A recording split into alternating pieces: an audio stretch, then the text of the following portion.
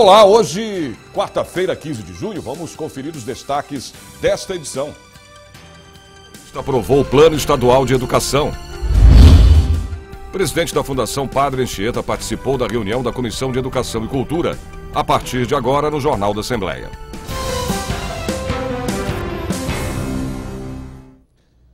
E a Assembleia Legislativa aprovou ontem, terça-feira, 14 de junho, o Plano Estadual de Educação. O objetivo é a erradicação do analfabetismo, universalização do atendimento escolar e também combate a todas as formas de discriminação. De autoria do Executivo, o PEE, como é chamado, foi elaborado em conformidade com as diretrizes, metas e estratégias estabelecidas no Plano Nacional de Educação, aprovado pelo governo federal. O repórter Mauro Friesman acompanhou os parlamentares no plenário. Vamos conferir agora. Durante toda a tarde desta terça-feira e início da noite, os parlamentares apreciaram o projeto número 1083 de 2015, de autoria do Executivo. É o Plano Estadual de Educação, que acabou de ser aprovado em plenário na forma de uma emenda aglutinativa substitutiva, ou seja, é um texto que substitui o texto original do projeto. E essa emenda aglutinativa é fruto das diversas propostas que foram apresentadas durante as audiências públicas que debateu o Plano Estadual de Educação.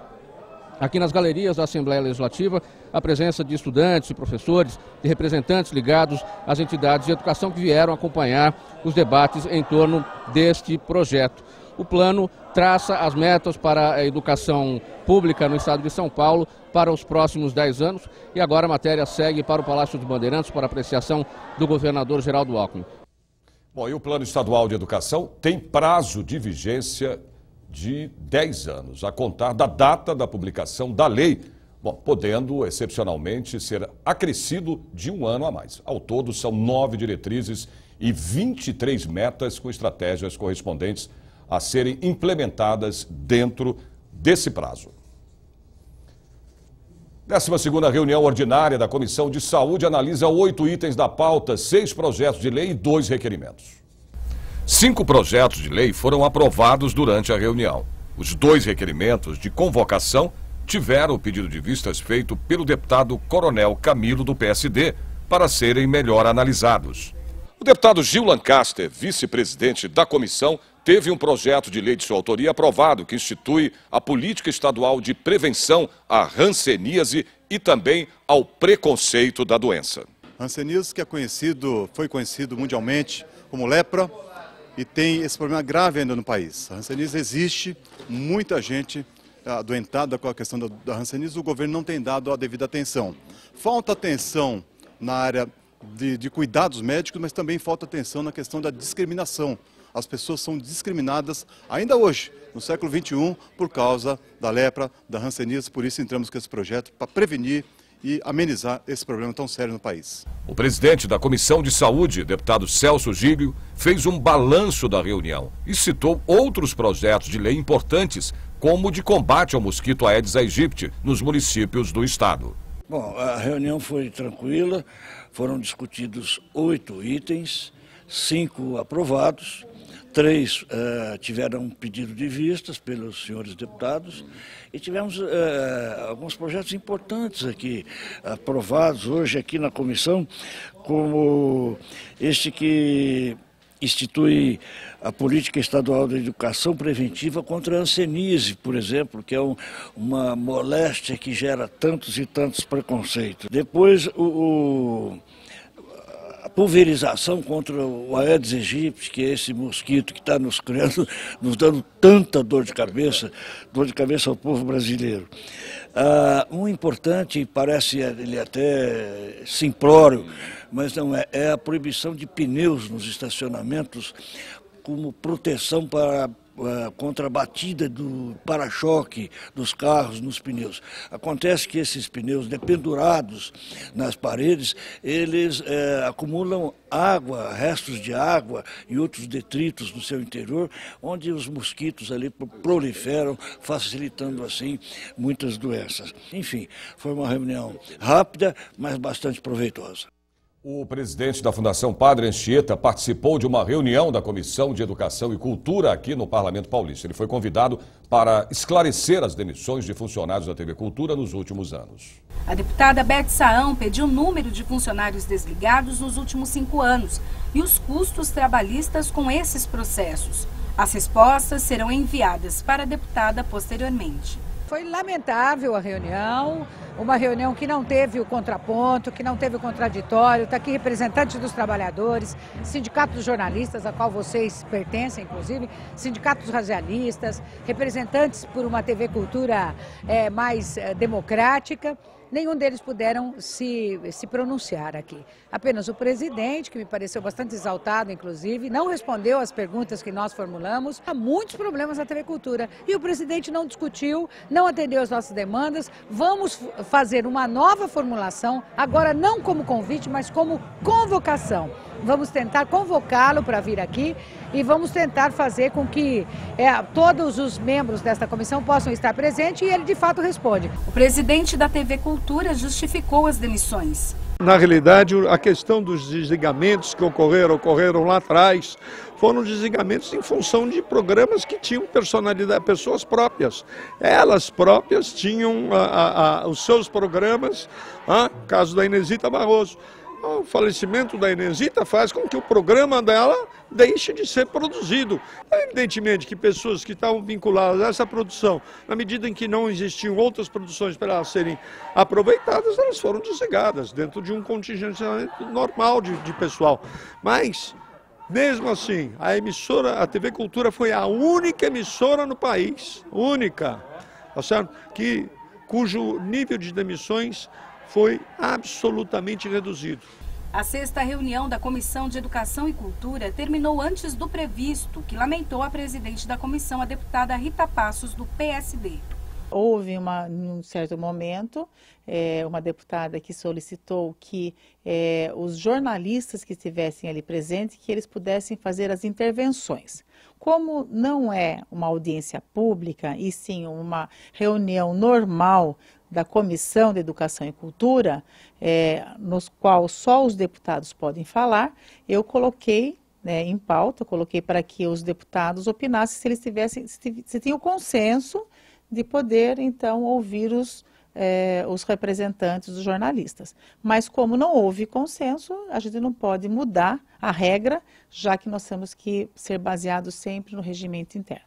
A próxima reunião da comissão está marcada para terça-feira, dia 21 de junho. Bom, vamos saber agora da previsão do tempo para amanhã, quinta-feira. São Paulo com sol entre nuvens. A máxima é de 22 graus. Campinas, tempo com sol entre nuvens também. A máxima deve chegar aos 23 graus. Em São José dos Campos, a quinta-feira terá tempo instável, faz frio. A máxima é de 21 graus. Sorocaba, tempo bom, a temperatura alcança os 22 graus. Ribeirão Preto, quinta-feira com sol entre nuvens. Os termômetros deverão marcar até 25 graus.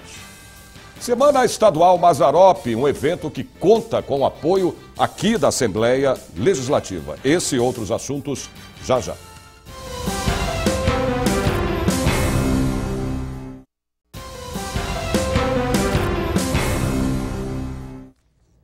E a Assembleia Legislativa realiza a Semana Estadual Mazzaropi. O evento tem o apoio do deputado Coronel Camilo, do PSD.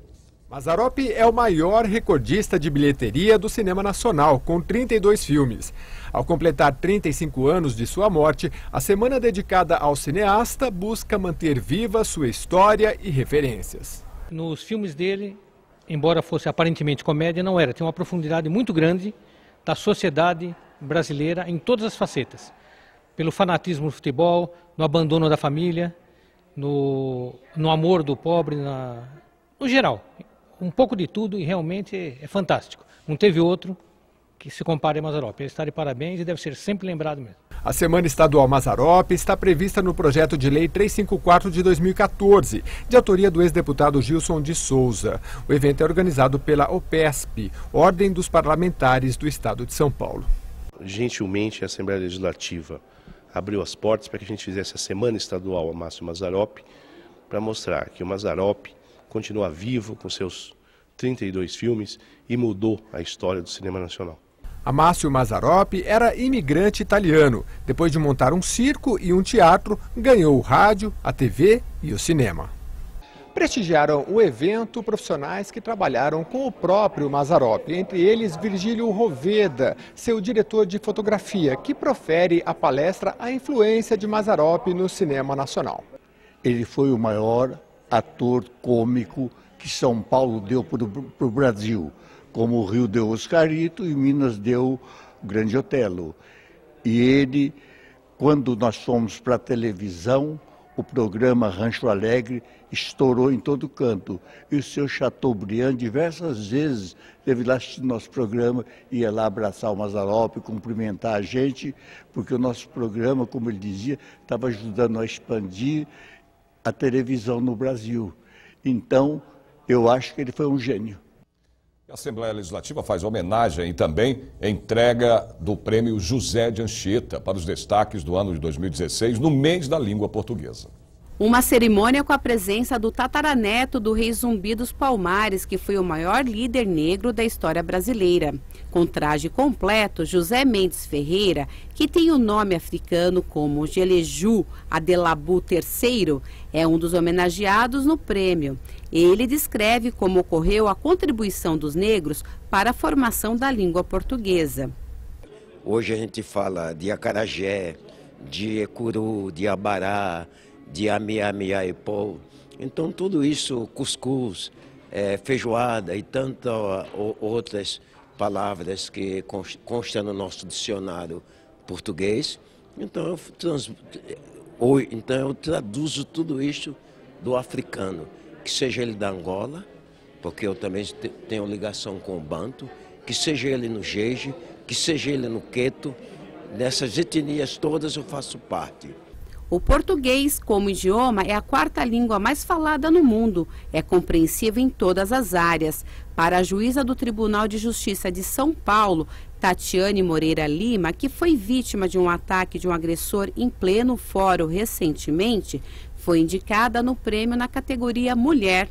Ela diz que o Brasil, com sua língua falada e escrita, é muito respeitado em outros países.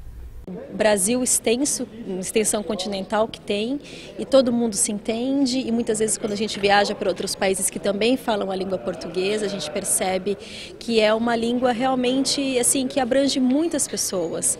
E é muito emocionante também receber esse prêmio em homenagem a esse Dia da Língua Portuguesa. E o nosso meio de comunicação é muito importante, seja para a mídia, seja para o Poder Judiciário. É muito importante a gente usar essa linguagem e privilegiar esse dia especial.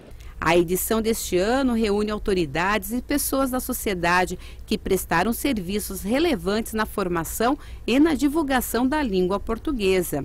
A nossa Ordem Internacional dos Parlamentares de Língua Portuguesa e a Nação Linguística Portuguesa, que aglomera 10 países, a quarta língua mais falada no mundo, e nós temos uma comissão de heráldica composta de jornalistas, advogados, professores, que se reúnem para decidir quais as autoridades que merecem receber a láurea do Dia Mundial da Língua Portuguesa. Este ano ocorreu a homenagem do Dia de Anchieta, que é no dia 9, o padre José de Anchieta, que é o maior gramático de língua portuguesa e de língua tupi, o primeiro gramático.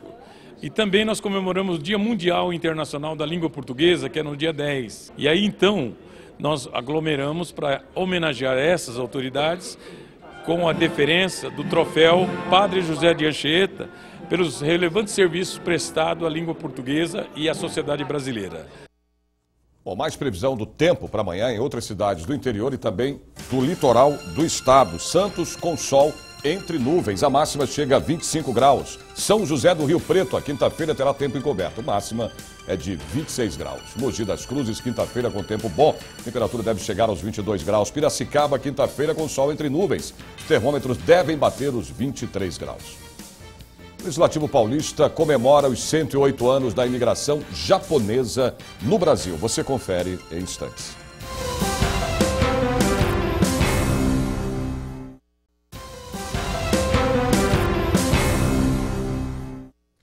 Bom, acontece neste momento aqui na Assembleia Legislativa uma reunião extraordinária da Comissão do Meio Ambiente e Desenvolvimento Sustentável.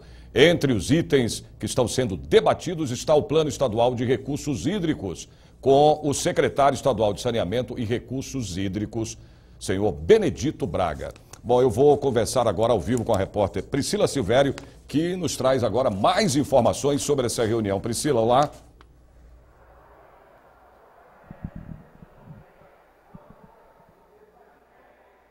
Boa tarde, Sérgio. Boa tarde a todos. Os planos estaduais de recursos hídricos definem as diretrizes para a conservação, utilização e proteção das águas. A reunião que acontece agora, uma reunião extraordinária da Comissão de Meio Ambiente e Desenvolvimento Sustentável, com audiência pública, recebe o secretário estadual de Saneamento e Recursos Hídricos, o senhor Benedito Braga. O presidente dessa comissão é o deputado Roberto Trípoli, do PV. Eu queria que o senhor falasse um pouco, então, do que falta nesse plano. Ele está muito defasado? Não, a questão não é defasada. Eu começaria a dizer que esse plano veio para a Assembleia a título de urgência. Quando vem com urgência, os deputados não podem analisar nas comissões permanentes. Tem que analisar durante um mês. E é triste, porque foi analisado pela Comissão de Justiça e já estava indo para plenário para votação.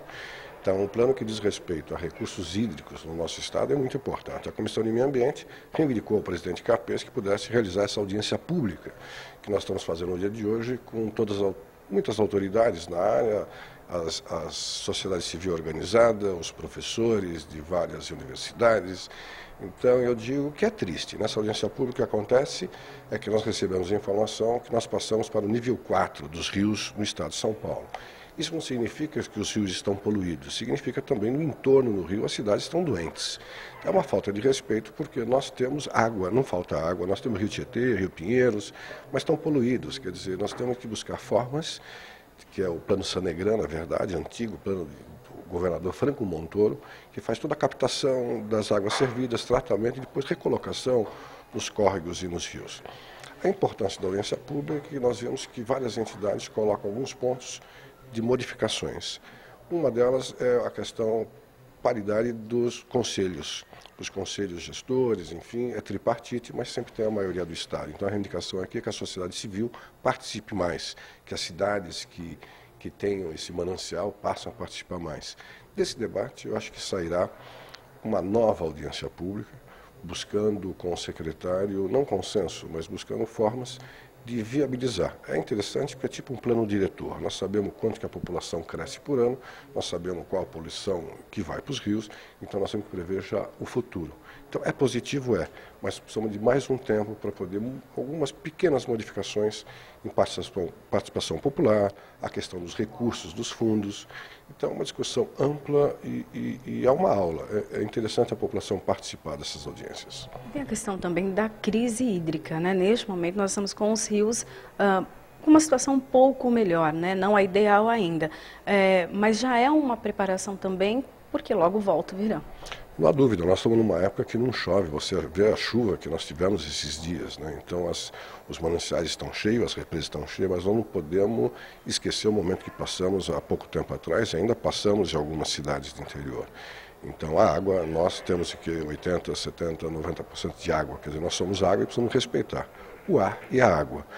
E é importante, acho que o Brasil está começando, é o segundo plano diretor da água no estado de São Paulo, é o único estado que tem desenvolvido, acho que fora Minas, então é muito importante, mas é importante também que a população participe, para poder cobrar do Estado, da Assembleia, os seus direitos. Ok, muito obrigada, deputado. Amanhã, no Jornal da Assembleia, você vê a matéria completa, então, dessa reunião do Plano Estadual de Recursos Hídricos. Sérgio. Portanto, né, Priscila, a reunião continua acontecendo, essa audiência pública, melhor dizendo, aqui na Assembleia Legislativa sobre o Plano Estadual de Recursos Hídricos. Sessão solene na Assembleia comemora os 108 anos da imigração japonesa no Brasil. Eles são pelo menos 1,5 milhão no Brasil. 1 milhão está no estado de São Paulo. Em 108 anos no país, criaram raízes, nos influenciaram e aprenderam coisas brasileiras. Muito significativo que celebramos uma vez mais o aniversário da imigração japonesa. já este ano temos 108 anos de história e durante no transcurso de toda a história sabemos que os japoneses por sua parte contribuíram enormemente para o desenvolvimento da sociedade brasileira e por outro lado a sociedade brasileira veio acolhendo com braços abertos a imigração japonesa. A cerimônia foi aberta pelo presidente da Assembleia Legislativa, deputado Fernando Capês. A proposta da solenidade foi dos deputados Jorge Ato, do PMDB, e de Hélio Nishimoto, do PSDB. Esse país é um país multirracial. Todos nós somos descendentes de alguma nacionalidade, de alguma raça. E quando a gente lembra raízes, nós crescemos. Quem não lembra dos seus ancestrais, as suas raízes, não é um bom cidadão. E nós temos muita gente que estão orando, augurando que os nossos ancestrais, os nossos pioneiros, imigrantes, que estão, muitos deles no céu, mas estão orando por nós para que o nosso país, Brasil, seja igual ao Japão. Um país rico, um país sem corrupção, um país que não tenha tanto desemprego e que tenha uma justiça social muito grande como tem no Japão. Essa história de 108 anos, onde continuamente houve uma contribuição mútua para o crescimento das duas culturas, para o amadurecimento dos dois povos, a gente precisa divulgar, precisa comemorar, e essa homenagem que a gente faz para as pessoas que se destacaram durante esse tempo ou durante o ano, a gente faz porque a gente quer preservar tanto a cultura japonesa como também valorizar aqueles que contribuem com a nossa sociedade brasileira e que são oriundos então da nossa etnia japonesa. Os primeiros japoneses que chegaram ao Brasil pretendiam ficar por apenas 5 anos, mas não foram embora. Continuaram trabalhando na agricultura, construíram escolas, aperfeiçoaram tecnologia. A comunidade, que tem até um bairro aqui na capital paulista, com tradição tipicamente japonesa, o da Liberdade, tem no Brasil a sua maior comunidade fora do Japão. A homenagem aos japoneses foi feita através das dezenas de associações e autoridades presentes ao evento, que ressaltaram a contribuição comum entre Brasil e Japão. A solenidade contou com a representação da Câmara dos Vereadores de São Paulo e da Câmara Federal. A coisa mais importante é nós cuidarmos das nossas raízes, né? Então eu tenho certeza que os nossos pais, avós, bisavós que fizeram essa história nessa 108 anos da imigração japonesa, estão felizes e abençoando todos nós descendentes. Importante esse evento para que a gente possa transmitir ao povo brasileiro essa característica do povo japonês de união, de trabalho e de superação de crise. Mais previsão do tempo para amanhã, quinta-feira, em outras cidades do interior do estado. Franca com tempo bom, hein? A máxima chega a 23 graus. Bauru, quinta-feira com tempo de sol entre nuvens. Temperatura máxima chega aos 23 graus. Limeira, tempo bom também, máxima de 23 graus. Marília, quinta-feira terá tempo com sol entre nuvens, a máxima chega a 24 graus. Por hoje é só, o Jornal da Assembleia termina aqui, mas você pode acompanhar toda a programação da TV Assembleia SP através do portal, que é o al.sp.gov.br. A gente se vê de novo amanhã a partir do meio-dia. Até lá.